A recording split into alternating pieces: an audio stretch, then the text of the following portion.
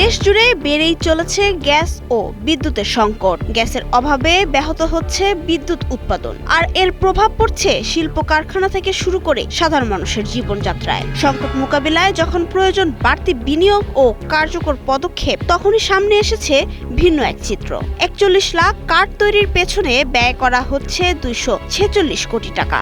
বিপুল এই অর্থ ব্যয়ের যৌক্তিকতা নিয়ে সংসদ থেকে সাধারণ জনগণ সবার মনেই উঠছে নানা প্রশ্ন। প্রতি কার্ডে ৬০০ টাকা করে ফ্যামিলি কার্ড বানাতে সরকারের খরচ পড়বে প্রায় ২৪৬ কোটি টাকা। সরকার চলতি ২০২৬-২৭ অর্থ বছরে প্রথম ধাপে পরিবার প্রতি ২৫০০ টাকা করে সহায়তা দেবে। চলতি অর্থ বছরের বাজেটে এ কর্মসূচির জন্য প্রায় ১৪৫০০ কোটি টাকা বরাদ্দ করা হয়েছে।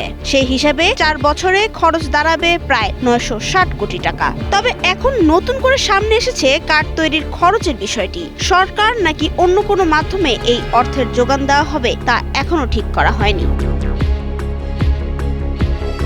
ফ্যামিলি কার্ড কর্মসূচির অর্থ বিতরণে টাকা পে ব্যবস্থাকে কাজে লাগানো এবং এর সঙ্গে সরকারি তফসিলি ব্যাংক ও মোবাইল ফাইন্যান্সিয়াল সার্ভিস প্রতিষ্ঠানগুলোকে যুক্ত করা নিয়ে আলোচনা হলেও তা এখনো নিশ্চিত হয়নি।